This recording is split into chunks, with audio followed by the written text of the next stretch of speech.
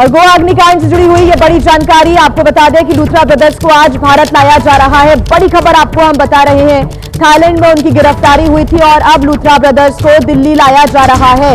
उसके बाद उनकी पेशी होगी और पुलिस रिमांड की मांग करेगी, फिर पूछताछ होगी और कड़ी कार्रवाई की जाएगी। आपको बता दें कि गोवा में नाइट क्लब में जो अग्निकांड हुआ उसमें लगातार कई सवाल खड़े हुए। लूथरा ब्रदर्स फरार हो गए थे, थाईलैंड में उनकी गिरफ्तारी हुई है, दिल्ली लाए जा रहे हैं अब लूथरा ब्रदर्स और एयरपोर्ट पर जो दिल्ली पुलिस की टीम है वो भी मौजूद रहेगी। आपको बता दें कि फिर पेशी की जाएगी उनकी कोर्ट के अंदर और उसके बाद रिमांड पुलिस के द्वारा मांगी जाएगी, पूछताछ होगी और आगे की जो कार्रवाई की प्रक्रिया है उसको बढ़ाया जाएगा। गोवा अग्निकांड से जुड़ा हुआ ये बड़ा अपडेट आपको हम बता दें। गोवा नाइट क्लब में जो हादसा हुआ उसके बाद लगातार कई सवाल यहां पर उठे, प्रशासन पर, सरकार पर सवाल उठे। सूरज ओझा हमारे साथ जुड़े हुए हैं ज्यादा जानकारी के साथ। सूरज, इंतजार किया जा रहा था कि कब लूथरा ब्रदर्स भारत लाए जाएंगे और आज वो दिन आया जब लूथरा ब्रदर्स भारत आ रहे हैं, पुलिस की टीम रहेगी मौके पर मौजूद। क्या अपडेट आपके पास? जी बिल्कुल, ये बहुत बड़ी कामयाबी है भारत सरकार के लिए और यहाँ की अथॉरिटी के लिए, जिस तरह से प्लान बनाया गया और उसको एग्जीक्यूट किया गया।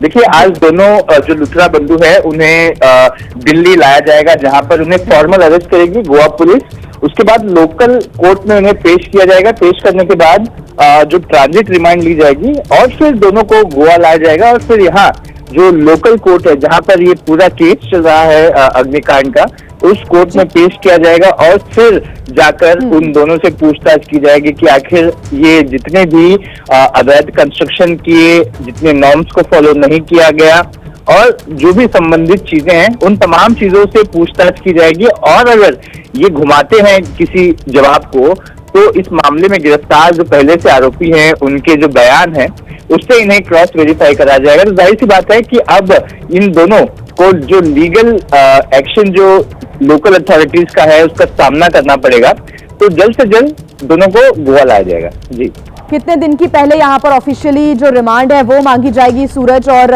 ये भी जानकारी मिल रही है कि एयरपोर्ट पर भी पुलिस की टीम मौजूद रहेगी और वहीं से जो फॉर्मल अरेस्टिंग का काम है वो शुरू हो जाएगा। सूरज, देखिए, कल शाम में ही पुलिस दिल्ली गई थी और वहीं पर स्कैन कर रही है, स्टेशन है, क्योंकि उन्हें पता है कि उनकी फ्लाइट कब है। और जैसे ही लूथरा बंधु, ऐसा बताया जा रहा है कि 1-1:30 बजे के करीब दिल्ली एयरपोर्ट पर लैंड करेंगे, तब वैसे ही गोवा पुलिस उन्हें वहां पर फॉर्मल अरेस्ट दिखाएगी कि ये दोनों हमारे केस में वांटेड थे, दोनों को हमने एयरपोर्ट से अरेस्ट किया। जब भी ये तो एक एसओपी है, उसके बाद लोकल कोर्ट में पेश किया जाएगा। और रिमांड की जो बात कर रही हैं आप, मैक्सिमम डेज की रिमांड मांगी जाएगी, लेकिन वो कोर्ट पर भी डिपेंड करता है। कई बार ऐसे मामलों में 2 बार रिमांड दी जाती है, तो मैक्सिमम डेज की रिमांड मांग सकती है गोवा पुलिस, लेकिन 5 या 7। सूरज, मैं चाहूंगी कि जो हमारे दर्शक हैं उनको आप एक बार ये बताएं कि पूरा जो टाइमलाइन है वो क्या रहने वाली है। वहां से रवानगी, यहाँ पर जो लैंडिंग होगी, आप बता रहे हैं 1 से 1:30 बजे के करीब उनका प्लेन लैंड करेगा। गिरफ्तारी से जुड़ा हुआ जो अपडेट मिला था थाईलैंड से, उसके बारे में भी टाइमलाइन बताएं। और उसके बाद जो प्रक्रिया आज दिल्ली एयरपोर्ट पर होगी उसको लेकर क्या टाइमिंग रहेगा? देखिए, ये मामला आपको तो पता ही होगा कि आग लगी थी गोवा में, गोवा के क्लब में बर्च बाय रोमियो लेन, और आग लगने के बाद 25 लोगों की उसमें डेथ हो गई थी। उसी रात को 1:17 पे लूथरा बंधुओं ने फ्लाइट बुक की और सुबह 5:30 बजे इंडिगो की फ्लाइट से वो देश छोड़कर भाग गए थे, फुकेट चले गए थे। वहां पर वो इंडिगो होटल में रुके थे। इस बात की जानकारी लोकल अथॉरिटीज को मिली इमिग्रेशन के माध्यम से कि ये दोनों भाग गए, क्योंकि कई सवाल उठ रहे थे कि आखिर उस वक्त गोवा पुलिस ने एक्शन क्यों नहीं लिया, जिस पर गोवा पुलिस का कहना है कि इनका जो कूलिंग ऑपरेशन है, लोगों को बचाने का, रेस्क्यू करने का जो ऑपरेशन है, वो ही सुबह तक चल रहा था, जिसके बाद एफआईआर ली गई और लोगों को ढूंढना शुरू किया गया। वैसे पता चला पुलिस को कि ये लूथरा बंधु देश छोड़कर भाग गए और फिर सारी एजेंसीज को अलर्ट करने के बाद लूथरा बंधु का पासपोर्ट जो है वो ले लिया गया सरकार द्वारा, उसे पीछे ले लिया गया और इसी वजह से जो उनका वीजा है वो भी कैंसिल हो गया। और ये प्रक्रिया ही सबसे बड़ा हिट था लूथरा बंधुओं पर, और ये होने के बाद ही वहां पर उन्हें डिटेन किया गया इंडिगो होटल से और फिर आगे की प्रक्रिया को करना शुरू किया। क्योंकि वीकेंड से वहां पर सैटरडे संडे आ गया, अदरवाइज अगर वीकेंड्स नहीं होते तो लूथरा बंधु 2 दिन पहले हमारे देश में होते। जी, बिल्कुल सूरज, और आप बता रहे हैं कि आज उनका जो प्लेन है वो 1 से 1:30 बजे के बीच में दिल्ली एयरपोर्ट पर लैंड करेगा।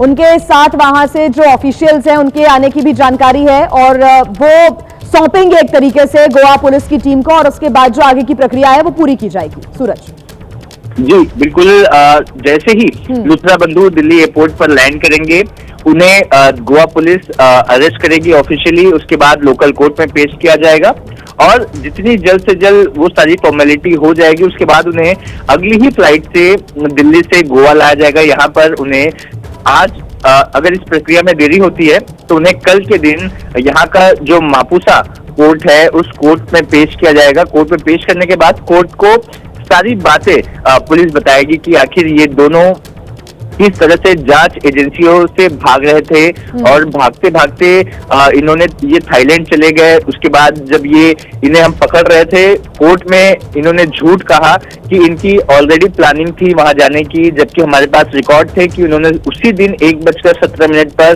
फ्लाइट बुक की। तो हमने कोर्ट में भी उन्हें झूठा साबित किया था। किस तरह से इस घटना के बाद तमाम चीजें हैं, पुलिस का प्लान ऑफ एक्शन रेडी है। डिटेल में ये जानकारी है कि कौन कौन सी धाराओं के तहत इन पर आगे अब कार्रवाई की जाएगी, प्रक्रिया को लेकर क्या जानकारी आपके पास? देखिए इसमें सबसे इम्पोर्टेंट है बीएनएस की धारा 105 जिसमें 10 साल की सजा का प्रावधान है। तो उस पूरी एफआईआर में एक ही सेक्शन है जो इनका सरदर्द बनी हुई है और ऐसे केसेस में यही सेक्शन होता है जो पुलिस के लिए भी सबसे इम्पोर्टेंट होता है। तो ये जो बीएनएस की धारा है 105 उसके तहत इन पर पूरा एक्शन लिया जाएगा, जो मैक्सिमम पनिशमेंट है इन पर जो धाराएं मामला दर्ज किया है उसमें। ठीक है सूरज, आप नजर बना के रखिएगा, जो भी अपडेट होगा आगे आपसे हम लेते रहेंगे। फिलहाल शुक्रिया आपका तमाम जानकारी। आइए अब शुरुआत कर लेते हैं वीडियो देखा क्या की, और सबसे पहले आइए आपको तस्वीरें हम दिखा देते हैं। उत्तर प्रदेश के मथुरा से आई भीषण सड़क हादसे की ये तस्वीरें देखिए। यमुना एक्सप्रेसवे पर भीषण हादसा हुआ। दरअसल घने कोहरे की वजह से जो गाड़ियां हैं आपस में टकरा गई और टक्कर के बाद गाड़ियों में आग लग गई। जो बसें बताई जा रही हैं और कार जिसमें टक्कर हुई उसमें भीषण आग लगी। लोगों ने किसी तरह से, कुछ लोगों ने गाड़ियों का शीशा तोड़कर अपने आप को बाहर निकालने का प्रयास किया, लेकिन अब तक की मिली जानकारी के अनुसार 25 लोग घायल हो गए हैं। 4 लोगों की दर्दनाक मौत हो गई। मौके पर राहत और बचाव कार्य किया गया। सीएम योगी ने हादसे का संज्ञान लिया है और मृतकों के परिजनों को 2-2 लाख रुपए की सहायता देने की घोषणा की गई है। तो देखिए यमुना एक्सप्रेसवे पर यह दर्दनाक हादसा हुआ है, उसकी कुछ 4 तस्वीरें आप देख रहे हैं इस वक्त। कैसे हादसा हुआ, 7 बसेस और 3 छोटे वाहन आपस में टकरा गए। घने कोहरे की वजह से विजिबिलिटी बेहद कम हो गई थी और इसी वजह से ये टक्कर हुई। और ये लगभग 4 से 4:30 बजे की घटना है, जब सबसे ज्यादा घना कोहरा छाया हुआ था। अब तक मिली जानकारी के अनुसार 25 लोग घायल हैं, जिनका अस्पताल में इलाज चल रहा है। कुछ गंभीरों को आगरा रेफर किया गया है, तो वहीं 4 लोगों की मौत की पुष्टि अब तक हो चुकी है। तो तस्वीरें आप देख रहे हैं यमुना एक्सप्रेसवे के 127 माइलस्टोन पर यह हादसा हुआ। 5 बसेस और 2 कारों में आपस में टक्कर हो गई। सुबह करीब 4:45 पर यह हादसा हुआ और हादसे के बाद बस में और कार में आग लग गई। हादसे में 4 लोगों की अब तक मौत की पुष्टि हो चुकी है। 25 यात्री घायल बताए जा रहे हैं। सीएम योगी आदित्यनाथ ने हादसे का संज्ञान लिया है। मृतकों के परिजनों को 2-2 लाख रुपए की आर्थिक मदद दी जाएगी। हम इस समय मौजूद हैं यमुना एक्सप्रेस पर और आप देख सकते हैं कि ये पूरा मंजर है जो यहाँ पर गाड़ियां टकराई हैं उनको यहाँ से हटाने का काम चल रहा है और आपको बताएंगे कि किस तरह से यहाँ पर क्या दुर्घटना हुई थी। इस सब पर बात करने के लिए हमारे साथ मौजूद हैं मथुरा एसएसपी हैं श्लोक कुमार जी, हम उनसे भी बात करेंगे। सर बताएं क्या दुर्घटना हुई है और क्या कैजुअल्टी? ये सुबह 4 बजे के करीब यहाँ यमुना एक्सप्रेसवे पर 127 माइलस्टोन है। यहाँ 8 बसेस और 3 छोटी गाड़ियाँ आपस में टकरा गई। एक्सीडेंट के क्रम में आग लग गई और उसमें अब तक 4 कैजुअल्टीज रिपोर्टेड हैं। लगभग 25 के करीब लोग इंजर्ड थे जिनको कि अस्पताल में भर्ती कराया गया है। उनका उपचार कराया जा रहा है, कोई भी गंभीर नहीं है। ये थे मौके पर, हम आपको दिखाना चाहेंगे कि किस तरह से यहाँ पर ये जो गाड़ियाँ हैं आप देख सकते हैं कि ये जो गाड़ियाँ हैं किस तरह से इनमें आग लगी है। और हम आपको बता दें कि इस पूरे मामले पर मुख्यमंत्री ने भी संज्ञान लिया है और मृतकों के लिए 2-2 लाख रुपए की यहाँ पर राहत राशि देने की घोषणा की गई है। और जो घायल लोग हैं उनके भी निःशुल्क इलाज की यहाँ पर व्यवस्था की गई है। और जो लोग यात्री यहाँ पर फंसे हुए हैं उनको भी अपने गंतव्य तक पहुँचाने के लिए निःशुल्क व्यवस्था यहाँ के शासन प्रशासन द्वारा की जा रही है। तो देखिए, राहत बचाव कार्य चलाया गया और रास्ते को एक बार फिर से खोलने की कोशिश की गई। जो यहाँ पर गाड़ियाँ जली हुई आपको नजर आ रही हैं, कुछ डबल डेकर बसेस यहाँ पर हैं, क्योंकि ये एक्सप्रेसवे है जो कि लंबी दूरी तय करती हैं ये बसेस। सुबह सुबह का समय था, 4:45 बजे का, जब घना कोहरा छाया हुआ था और एक के बाद एक 7 वाहन आपस में टकरा गए। मथुरा के जिला अधिकारी चंद्र प्रकाश सिंह ने इस मामले को लेकर क्या कुछ कहा है वो भी आपको सुनवाते हैं। घने कोहरे के कारण 7 बसें टकराई थीं और 2 छोटी गाड़ियां, जिसमें 5 बसों में आग लग गई, ब्रेजा कार में आग लग गई, एक और गाड़ी में आग लगी है, जिसमें दुर्भाग्यपूर्ण तरीके से 4 लोगों की असामयिक मृत्यु हुई और 25 लोग घायल हैं। माननीय मुख्यमंत्री जी ने तत्काल घटना का संज्ञान लिया और घायलों को समुचित इलाज कराने के लिए हम लोगों को तत्काल मौके पर भेजा। और जो लोग हताहत हुए हैं, जिनके असामयिक मृत्यु हुई 4 लोगों को, उनके परिजनों को अपने राहत राशि से 2-2 लाख रुपए तत्काल देने के लिए निर्देशित किया गया है और ये भी कहा है कि जो घायल हैं उनका निःशुल्क इलाज कराया जाए। तो देखिए, अधिकारियों की तरफ से ये बात सामने आ रही है। 4 लोगों की अब तक मौत की पुष्टि हो चुकी है, 25 लोग घायल बताए जा रहे हैं। और जैसे जैसे ठंड बढ़ती जा रही है, कोहरे का कहर बढ़ता जा रहा है और हादसों की देखिए शुरुआत हो चुकी है। लोगों से अपील यही की जा रही है कि वो जब रास्तों पर निकले तो रफ्तार धीमी करते हुए निकले। लेकिन ये दर्दनाक हादसा हुआ जब 7 बसेस में आग लग गई। कुछ लोग तो बस के अंदर सो रहे थे और अपने आप को संभालने का उनको मौका तक नहीं मिला। और आइए अब खबर आपको दिखा दें उत्तर प्रदेश के बस्ती से, जहां पर भीषण सड़क हादसा सामने आया। यहां पर एक बस और ट्रक में आमने सामने से टक्कर हो गई और इस हादसे में 4 लोगों की मौत की जानकारी है, 11 लोग गंभीर रूप से घायल हो गए हैं। तस्वीरें आप देखिए। हादसा नेशनल हाईवे 28 पर हरदिया चौराहे के पास हुआ है, जिससे अफरा तफरी का माहौल बन गया। टक्कर यहां पर कितनी जबरदस्त थी, बस और ट्रक दोनों के परखच्चे उड़ गए, उसकी तस्वीरें आप देख रहे हैं। फौरन ही पुलिस मौके पर पहुंची, घायलों को पास के अस्पताल में भर्ती कराया गया। बस में संत कबीर नगर के यात्री सवार थे जो अजमेर शरीफ जा रहे थे। हादसे के पीछे की वजह लापरवाही बताई जा रही है, जिसकी वजह से यह भीषण टक्कर आमने सामने से हो गई और फिर मौत का मातम पसर गया।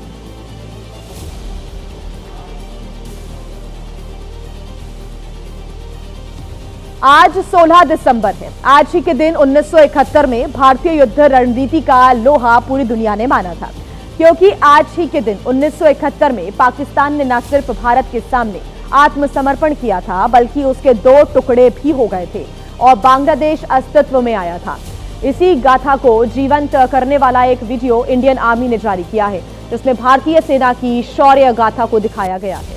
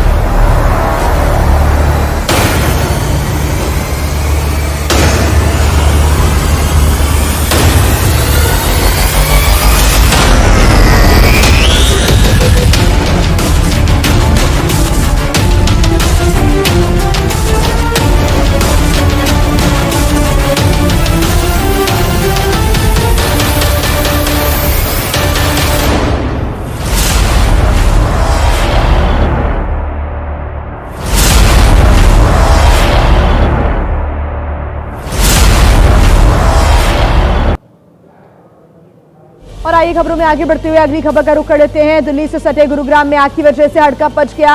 आग बार गुर्जर गांव में लगी थी, जिससे इलाके में लोग खौफजदा हो गए। दरअसल गांव के पास ही एक बड़ी मात्रा में प्लास्टिक वेस्ट रखा गया था। ये तस्वीरें आप देख रहे हैं, जिसमें आग लगने के बाद पूरे इलाके में अफरा तफरी का माहौल बन गया। आप तस्वीरों में देख सकते हैं, ये वीडियो सामने आया है, कैसे ये भीषण आग पूरे इलाके में फैली हुई नजर आ रही है। प्लास्टिक के कबाड़ में लगी आग तेजी से भड़की जिसकी जानकारी फौरन ही फायर ब्रिगेड की टीम को दी गई और उसके बाद फायर फाइटर्स पहुंचे मौके पर और आग बुझाने की कोशिश शुरू की गई। प्लास्टिक के कबाड़ में आग किस वजह से लगी इसका पता नहीं चल सका है। इस आग की वजह से पूरे इलाके में लेकिन जहरीला काला धुआं फैल गया, जिससे लोगों को अब सांस लेने में परेशानी भी आ रही है।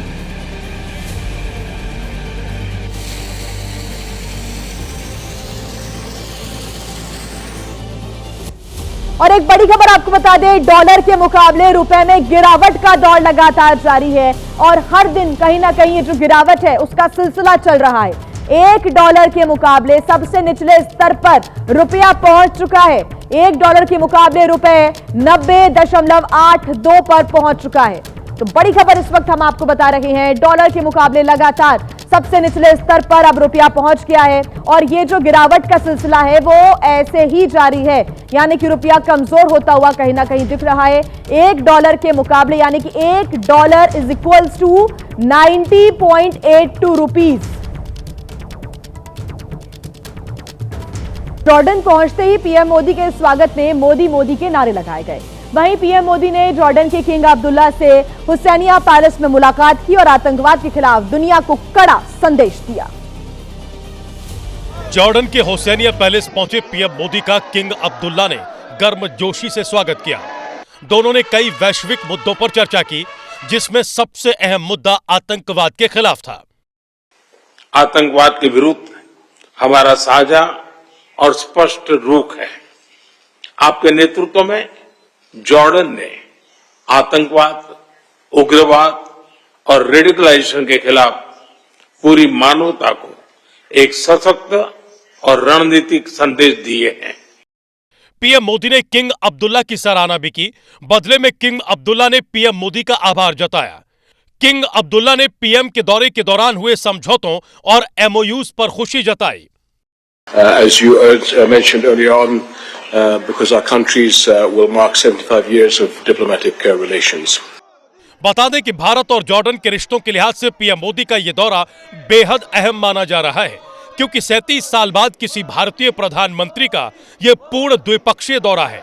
साथ ही भारत और जॉर्डन के बीच राजनयिक संबंधों को 75 साल पूरे हो चुके हैं।